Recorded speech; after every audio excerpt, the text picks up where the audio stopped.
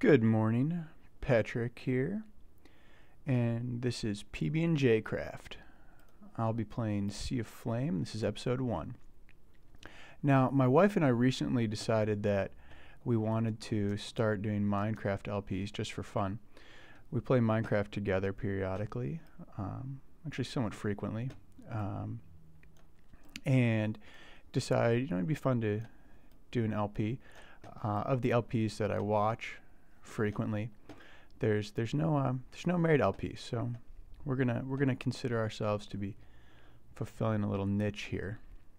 If you're not familiar with the Super Hostile series, this is a series by Vech,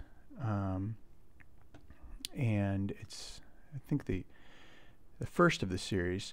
It was remade. All of this stuff, this giant death trap here, the obsidian islands with gravel on them. It's all relatively new to Sea of Flame. It wasn't in the original Sea of Flame, so that's Sea of Flame 2. As you can see, I already started this map. Oh, it even gives us that message right here. This is a remake of the old Sea of Flames, with an explanation of the backstory there. As you can see, I already started this map. I've been working on it a little bit. It's my second time through the Sea of Flames, Sea of Flames 2. I was playing it originally. I've did several of the Super Hostiles back before all the new content, before enchanting, before potions, and all that business. So when I went back to continue my maps, I realized it was somewhat impossible to play them, given that so much had changed. For instance, the sword dynamics, the amount of damage you can do on mobs with a say a stone sword, you can't get the kind of damage you used to use with the stone sword without enchanting now. So that kind of makes it difficult to play I think what did they call it, beta 1.7.3 or something like that, to play the new content without using the updated map. Food becomes an issue. My legendary map, I did not update right away, and so I think it's still on the old food system. So whenever I get back to finishing that, that's going to be an interesting pain. I'd rather not start legendary all over again, given that it is of a legendary length. So here we are. Welcome to Super Hostile number 1, Sea of Flame 2 by Vech. Standard rules. I have a gold helmet and some leather armor that I've gotten as rare drops. I usually play on difficulty hard. I've recently been watching more LPs and noticed how a lot of the really good LPers play on normal, which makes sense given that Vech balances around normal. So I think it might make sense in the future for me to play on normal instead of on hard, but I've been playing on hard. I think I'll keep that there for now. I think in my LP of Inferno Mines, when it comes out, I may play with the normal difficulty just because that is what Vech intends us to play on. Right now I'm on render distance far with fast graphics and high brightness. My computer generally can handle far, but sometimes it decides not to. So, but we're starting on far for now. This is the starting island, the starting area. There may still be a sign marking this as the forgot to sprint there. Marvelous. An unexpected problem. Great, and I boxed this off. This is the first time that I've done that. Just totally forgot to sprint to make that little jump. But it's a good start to the series, if nothing else. Yeah, I'll go back out this way. So in the original Sea of Flames, this area here was actually pretty tough as a new Minecraft player, there were spawners along here, I think back there, and then along here. And as you come in, the gravel fall. You break some gravel to figure out where you are. You realize that's a stupid choice when the gravel falls on the floor. In the later version, since everyone was expecting that, Vech just gave us a chest there. There's nothing really exciting about this. I really appreciate that Vech started to put Minecraft tracks in his maps. They make them a whole lot easier to play, given especially like in maps like Legendary. There's just a brutal amount of traveling. I think this sign, there used to be a sign here that said this is the starting area. As you can see, I've planted some trees. I generally use birch trees when farming wood, for the sole reason that they always grow within a breakable height.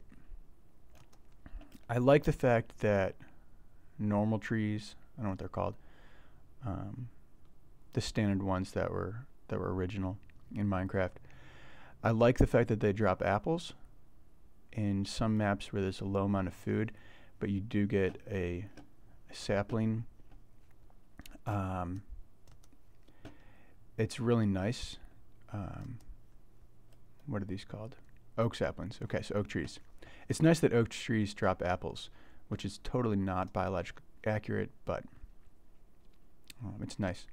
There are, for those of you who don't know and would like to know, there's a creeper spawner. I want to say it's right inside there. And I think there's another one somewhere I think in here. But I'm generally not outside here too much at night. And if I am, I can usually deal with just 1 or 2 creepers. So this is the starting area. Probably makes the most logical sense to go here next. Your first saplings you need to get from that tree in which there's a spawner, and then you deal with the not spiders, skeletons, right up in there. Pretty quickly you find your way to the staircase. I've been doing my coal mining out of here for now.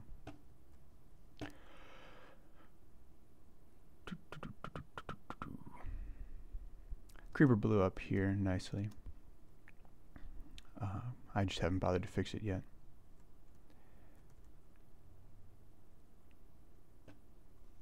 Area, arcane runes, some nice supplies. I did have to use that golden sword. I try not to use, which totally removes the point of him giving us such stuff, but I try not to use these things because I like the way they look. They look pretty. My general approach to Vech's maps is I think he just does such a nice job of setting them up. Just this is artistic. There's something really, I don't know, pure about the way Vech builds, and I like the way he designs things. So I try not to change his design as much as I can. Sometimes you have to. I just have the magenta wool and the brown wool for now because I've spent more time getting myself set up than actually, going to particular caverns and trying to beat them. There was an enchantment chest here, or enchanting table here, which I moved. I ran into the nether to grab the slow sand so I could start farming the nether wart. Again, what I did, and in some ways it's a little bit cheating, but I think you use what you have. Because this is my second playthrough of, that's actually totally incorrect now. I generally try and keep track of my death counts. 22 is absurd. That I made a lot of stupid mistakes. But then when I was trying to do the shut up spiders area, I again made a bunch of stupid mistakes. I'm somewhat new to recording and have made some foolish errors because of that. things that I wouldn't normally do. I'm going to get myself kitted out here. Just for while I'm running around, because it will probably get dark relatively soon.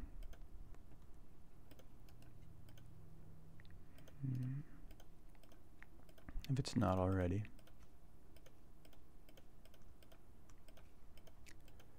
This is my standard setup. I know no one else does this, but I started playing Minecraft by myself long before I ever watched anyone else. And so I don't know of anyone else that uses this particular setup. I think it was the order that starting from the right seemed to make the most sense to me. And I didn't actually fight any monsters for a long time.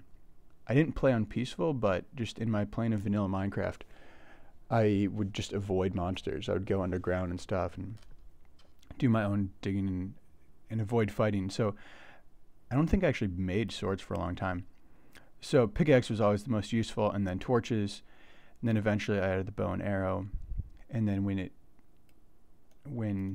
eating became more essential, somehow this became my eating spot.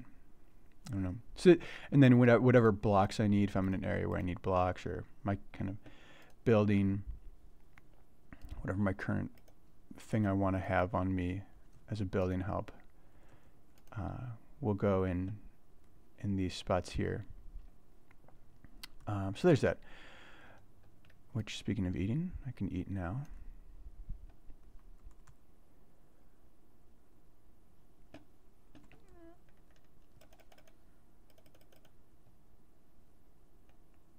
This, for those of you unfamiliar with Sea of Flame, Sea of Flame is pretty old, so I'm not sure if I should actually waste a lot of time talking about the way it's organized and stuff.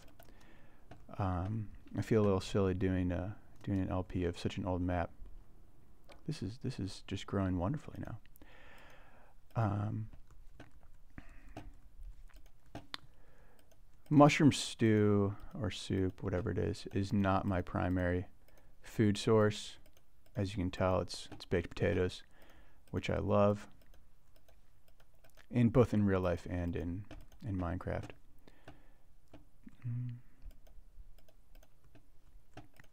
But if Vech is going to provide me that's relatively equal. If Vech is going to provide me a free little food source here, I'm not going to turn it down.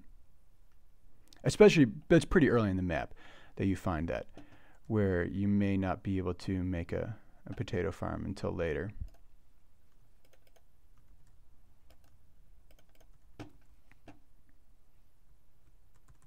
What I did here, you may be somewhat surprised, if you're familiar with Sea of Flame 2, at some of the resources I have.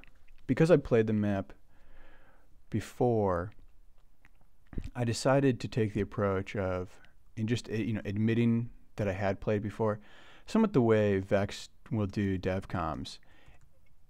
He could theoretically try and pretend that he has no idea where things are on the map, but he does, and that is automatically going to affect your gameplay. So rather than pretending that I had no idea where useful things were, I said, I'll play it as I know it, and oh, it's dark out. Oh well, that's why we look at where we are before running out into the dark.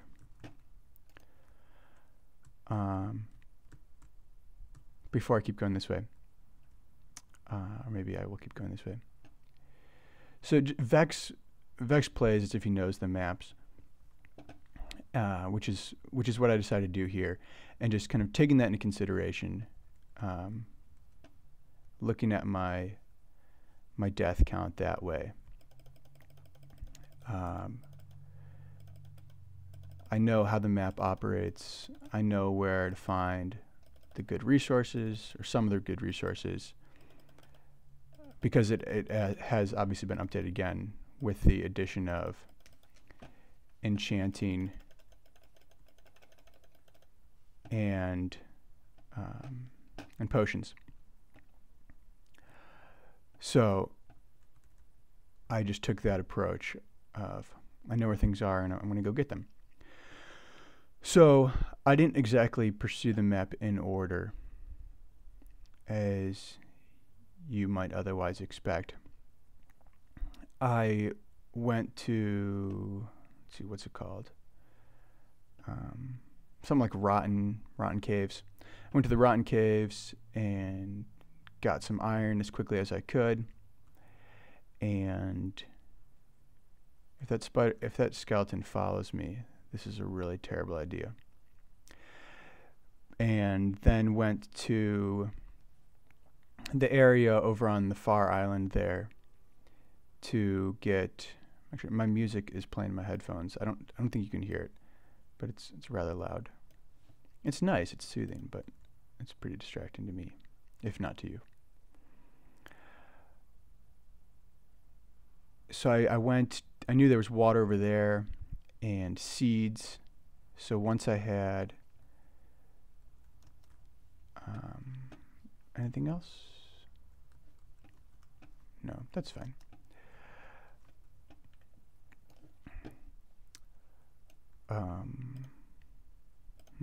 That must have been outside.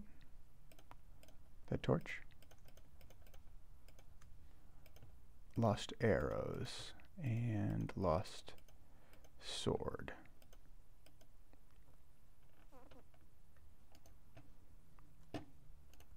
And one block there. Is that it? Yeah, that looks like all I've lost.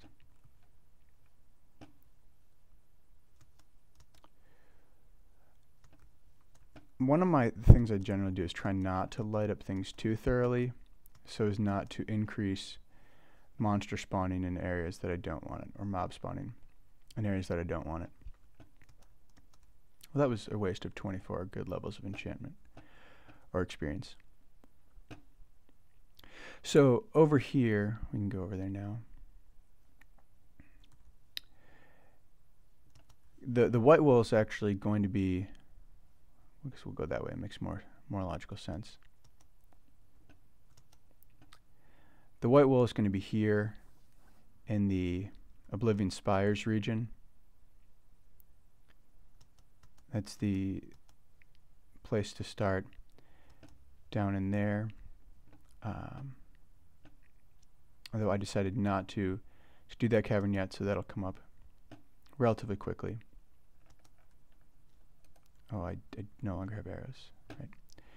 I know there's a wool. I remember that one, something creepy. There's like little lava tunnels with creepers everywhere, and if they blow up your walls, then you lose the floor and fall into lava. So it was a kind of a fun one. I'm looking forward to doing that again. Actually, I had a relatively easy time with it when I played Sea of Flame the first time, or Sea of Flame 2 the first time around. I played Sea of Flame 1 also. That was before the wool monument system really existed. So this is the best place to, I think, as far as I know, the fastest place to find water in the map. You find it here, and then which I made a infinity pool out of. Then another thing that changed recently about my playstyle is I used to tunnel rat a lot more, and I've kind of tried to move away from that and tried approaching the areas in the order they're meant to be approached in, or the direction they're meant to be approached in. So more water down here. There was a lot more reed and a lot more dirt here, and there's more spread out there. There's a creeper spawner down in there, which I didn't really go that way at all. Oh, hey there. You also are following me. And then I came here to get saplings. So I took the approach of, I know what I want and I know where to get it, so I'm just going to go do that. We'll see some of the other stuff that I did in that order. One of the things I've been improving recently in my playstyle is building mob grinders. That was something that was relatively foreign to me.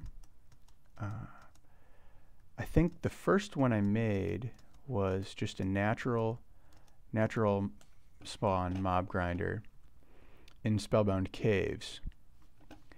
And then, I think when I did it, I didn't actually know that people did that sort of thing.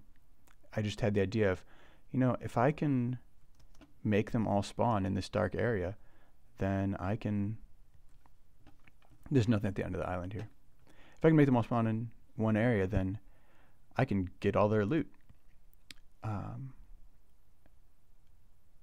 So I did that, and then it was later, I guess it was watching Vech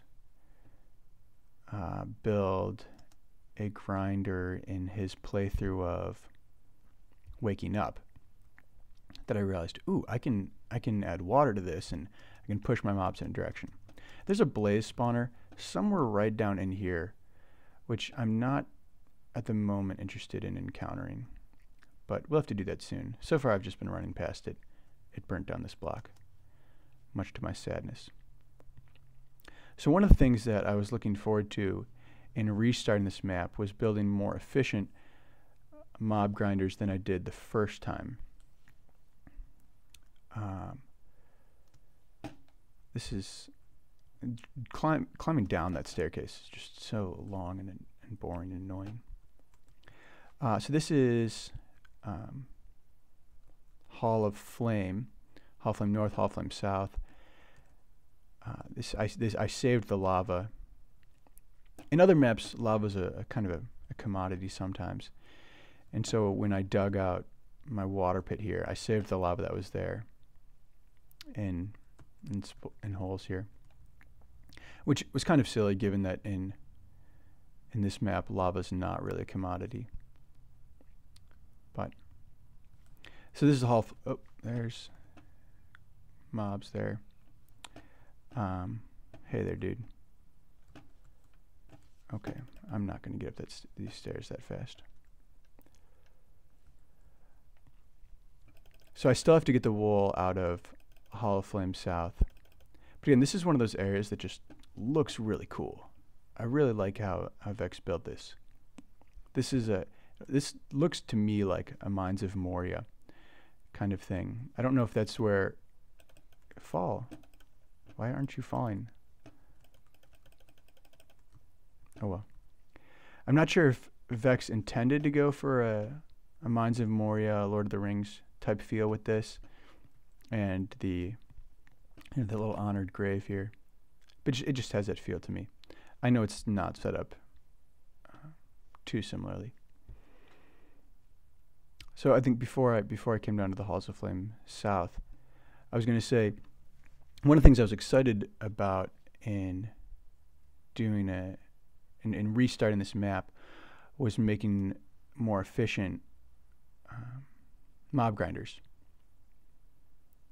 There's a nice little chest back there with stuff in it.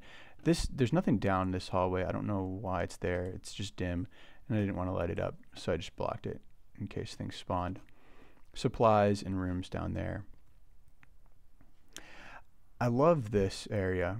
Again, looks cool, and then tons of free coal, which is fantastic.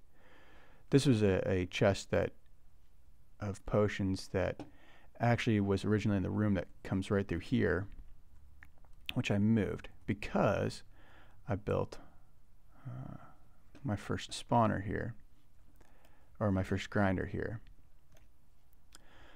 My standard approach with grinders is 3-block radius around the spawner, so at least 3 above, 3 below, and then 3 on all sides. With this one, if I want it to stop, it's relatively easy to come in here and then just take down 2 blocks on the other side. Lamps, or not lamps, torches there as well. Now, I don't actually know if 3 blocks is the optimal width. It just always worked for me. This is a enchanting setup. I only have one enchantment table currently, so it's not here right now. The reason I wanted to get water and iron so fast was so that I could build grinders. So as soon as I had water, you saw in the opening hallway a little pool, and then I came down here, made another pool because I'm lazy and I don't like running any more than I have to with a bucket of water, and built this chamber. They go down, come up here, and then drop down right here. Now, if you're aware, if you've played this, then you know that down here there's also tons of skeleton spawners, which you come to this area and there's spiders coming in from the sides, and then there's skeletons dropping from above. So if you give me if you give me 8 spawners all within range of each other, I'm going to use them. So above here, there's a skelly spawner. I think this is the brown wool. No, magenta. This is the magenta wool. Yep. The brown wool is usually easier in Vech's maps than other wools. And so as soon as I said brown, I thought, no, it's not going to be the brown. So this was actually all open along here. I might have left it open on the other side. Yeah. So that was all open like this. These half blocks I put in when I was conquering the area. Any of the half slabs, these ones, were empty, and there's lava below this. So it's actually it was an area that required thought in how you approached it. I used 3-stack sand. Now spiders can't get me. Well, that wasn't there. And then just 3-stack stand of sand moved forward. I think I climbed up and lit up using this walkway. Like I went in and lit up the skeletons so they would stop spawning, and then used 3 blocks of sand to deal with the spiders. Enough to get forward to then block off them, or block off their little chambers. And then once their chambers were blocked off, then I could move forward. This is really cool. I'm on. That's what I'm. I was like, that's strange. Okay. So all these are actually active. They just looked inactive. Okay. Well, that's not exactly what I would have preferred to have happen. Again, that's the first time I've done that.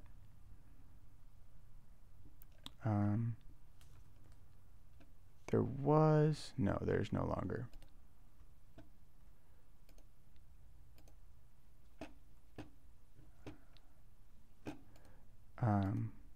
I'm somewhat failing at making myself a safe covey here.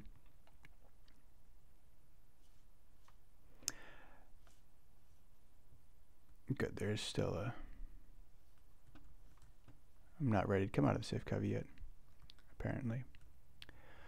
So having 6 spawners all within range of each other is obviously, can obviously be quite dangerous for the player, but it provides if you can figure out how to beat it and then build the spawner, it's actually quite cool. And Vech is talking about that in his Waking Up DevCom. He said, I might just build, now that you can do custom spawners, make spawners with really cool mobs coming out that drop great random drops, just so that the player can farm them if they go through the trouble of conquering this. He was even talking about doing optional areas that don't have wool but just have mobs with cool drops, which I think is a really cool concept. So I'm going to try and get out of here now. This is, precisely why I left this ladder here. So that if I was so stupid as to fall off my other ladder, I could get out.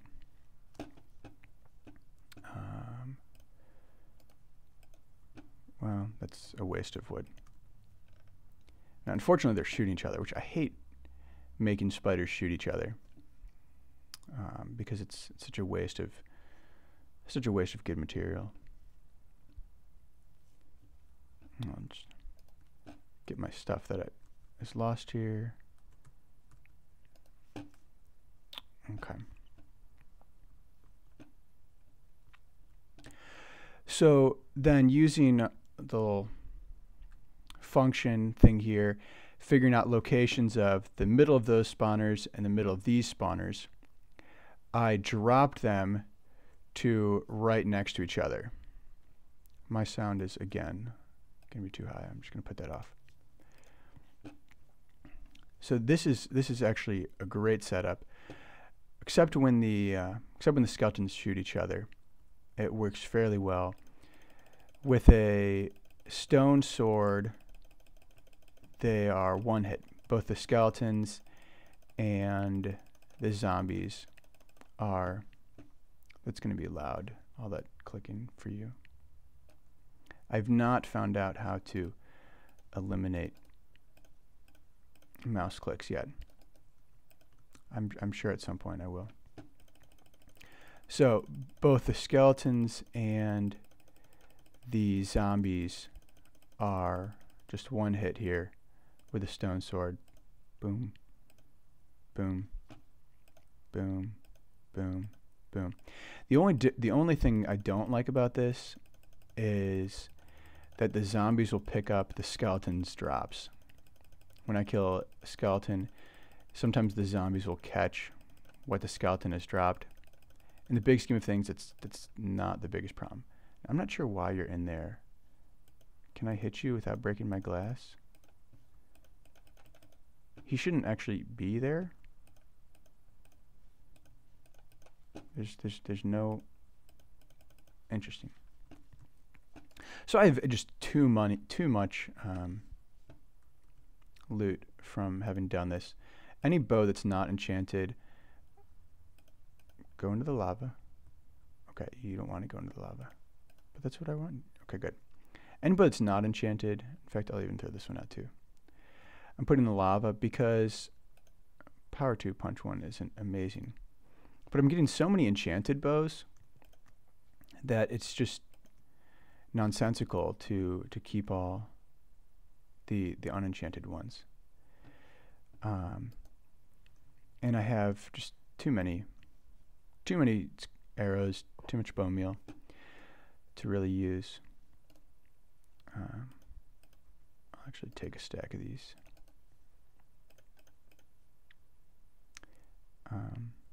And then rare drops are going to appear.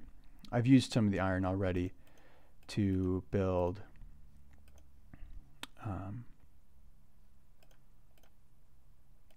see, why didn't I finish that sword? I'm not sure. I think I finished that sword. I've been having problems with using tools and then they're gone and then they reappear, which is odd. Oh, I can show you the top of that. And I can turn this off. So at the top here, there's lava right above this level, which is why I couldn't go any higher. And I didn't want to anyway because I wanted them to still need one more hit. So sign blocks the water from flowing further down. They come up here and drop.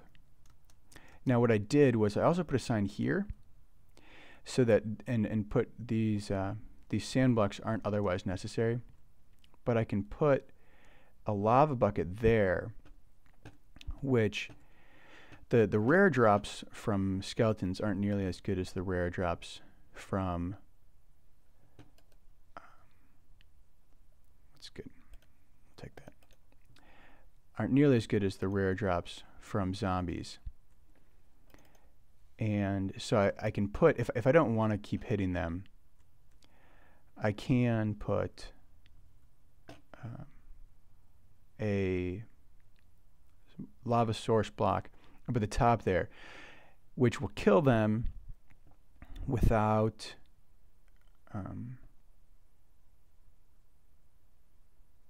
without ruining their drops. And so just bone meal and arrows will fall down, which are nice. And then I can just use my sword or whatever I have on me for the zombies. I really should put a ladder going up to there, but I haven't yet. Now this area I haven't explored. I think there's a ghast spawner up on the top of that thing. I've only heard it once because I don't spend a lot of time here during the night. This is going to be a good way to get a blaze to spawn and start shooting me precisely like that. But I'll deal with him later.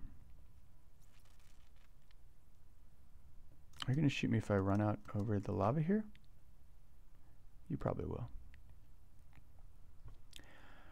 So let's see, what else?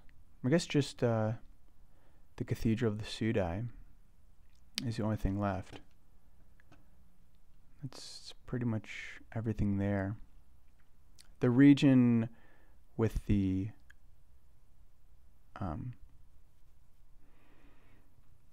Victory Mountain stuff is down there. The Halls of Flame south comes in. It's right under here. If you dig straight down into the Pig Temple, you'll actually end up in the Hall of Flame. And then there's some other regions down there too, which I have not explored yet. So we'll explore together when we get there. The other thing I did, which I'm pleased about, was turned these 6 zombie pigman spawners into a grinder here. Now someone told me that they thought it was cheap to build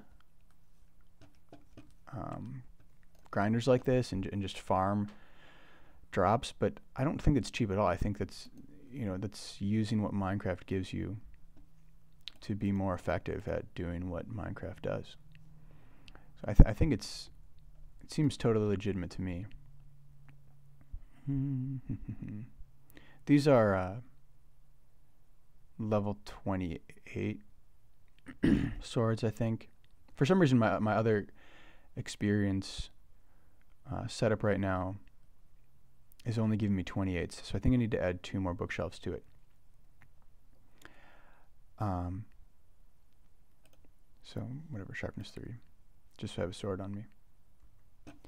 The zombie, I can go AFK up here and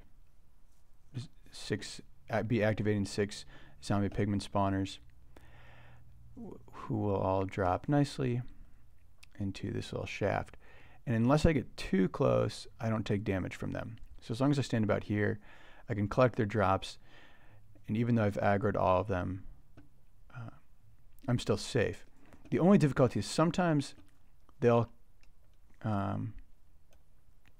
spawn out of the Victory Monument there, not the Victory Monument, the Nether portal there.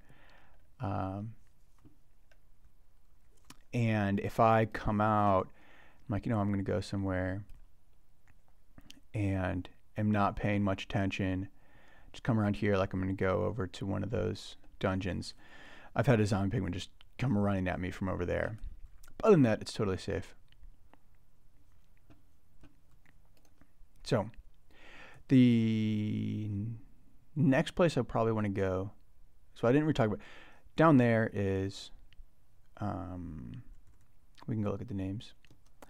That room with all the chests, and the wool is just neatly tucked away in one of them, which takes forever to go with all the chests to find.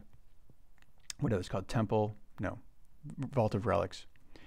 Little tribute to Zisto down there in his man pants. And then Shut Up Spiders. So I'm kind of working on Shut Up Spiders right now. Although I I've had more deaths in there than I wanted to, and I haven't, because I don't want to just tunnel rat through it, I haven't decided the best way to approach it yet. So that's coming up very soon. The other thing I want to do is I now have a pick with both looting, an iron pick with both looting and efficiency on it. And I'd like to use that to go into the nether and get the diamond that's here in the nether. So all these, oh, okay, I guess you don't want me to look there. All these are blocks of diamond. So I'm thinking about just pillaring up and using the looting and, or not looting, fortune and efficiency sword, just getting fortune and efficiency pick, just getting an area like that, so that I get a lot more diamonds than are actually there. I think now that we have fortune, I think it's just it's foolish to not use fortune 3 when mining diamonds. Coal is replaceable enough with charcoal, which is renewable, that there's no sense in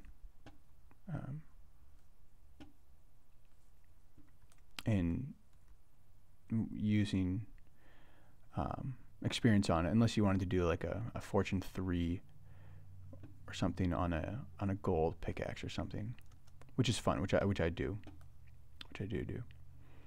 especially when I can farm experience so quickly with one of the grinders. But there's that. That's a little intro to where I'm at in this map and what I've done so far, and a little bit about what I plan to do in the future. So upcoming goals include getting diamond, primarily so that I can get a second experience table or a second enchanting table. The spiders region, taking care of the blaze spawner that's there, just so I don't have to keep running past him all the time. And he should be guarding something. I don't know why there'd be a blaze spawner there unless he's guarding something. And then I'll probably just start attacking the dungeons as they go. Dungeon 1, Dungeon 2, you know, and going in order. So there's that. My wife and I are doing a Kaizo Caverns. Kaizo Caverns playthrough. It's actually her first. She hasn't played nearly as much Minecraft as I have. And it'll be her first real super hostile experience. So I'm really looking forward to that. And we'll be posting videos of that too, so you can look forward to those. Coming to you from PBandJCraft. This is Patrick. Have a good day.